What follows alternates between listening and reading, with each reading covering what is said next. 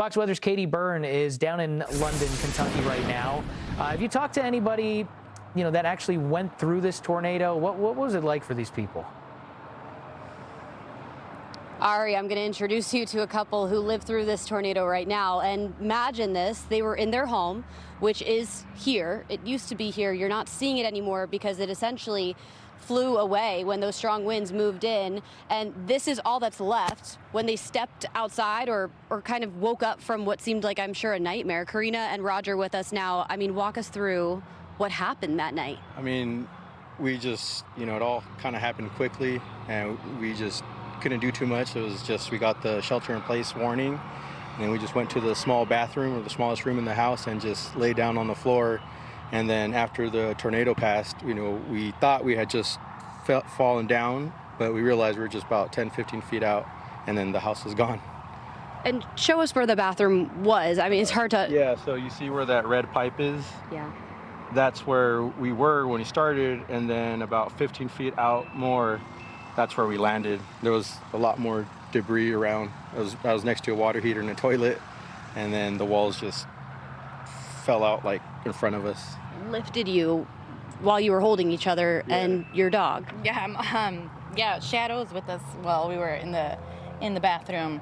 We were trying to hold onto her, but in a matter of seconds she was gone, and we've been looking for her all day.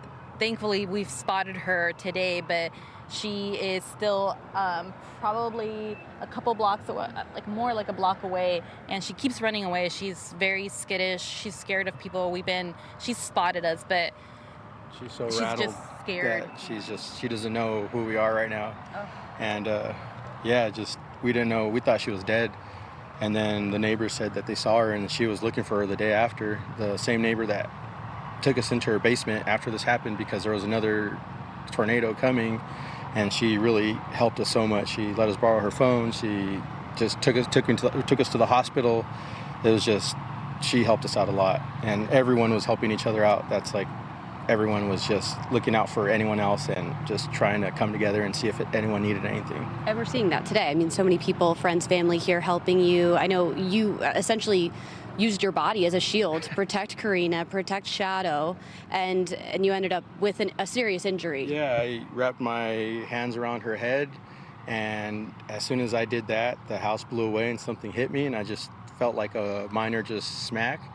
And then when we realized that, what happened, and we're just trying to come to and figure out what to do, is just so thankful that it hit my hand and not her head, because that's exactly what would have happened. You were telling me this morning, just waking up feeling alive. Yeah. What's that like? I'm surreal. It doesn't feel like it's happened to us. Yeah, like it almost feels like a bad movie that that you're just like, was I in that? Like, it just doesn't seem real that we're alive. That not only we survived a tornado, but we essentially went through a tornado somehow, and some cuts and scrapes, but nothing major, and just feel really happy to be alive. That's all we care about. It could have been a lot worse. Yeah. I know. What kinds of things, have you been talking to each other about in the hours, I guess, since this happened? And are you looking for anything that was in your house? Of course, Shadow is the priority, I'm sure. Yeah. Yes, we're looking for his documents, his passport, his laptop. We lost those. We can't find them. We've searched everywhere. Our phones, but at that point. Yeah, it doesn't matter. We don't care about any of this stuff. Yeah. We're just happy to be able to tell this story, because the house, anything that was in it, it really doesn't matter.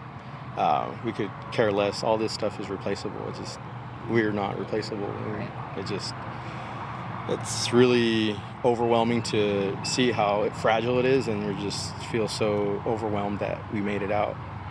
I'm so glad that you did, and I'm glad that you're here to talk about it, but I know it's a lot to relive, so we really appreciate you telling us your story, and we're going to keep our eye out for Shadow. Just incredible stories coming out of the area right now, and things that you don't think about. Your dog, being rattled after this and running off, and I'm sure there are other folks in the community maybe going through something similar right now, Ari. Hearing him talk about how something hit his arm, and it appears to be a relatively serious injury. But he said it just felt like a little something just tapped his arm. Adrenaline is a heck of a drug during these situations. Unbelievable stories that you're finding there, Katie. Thanks a lot for the report. We'll check back in just a bit.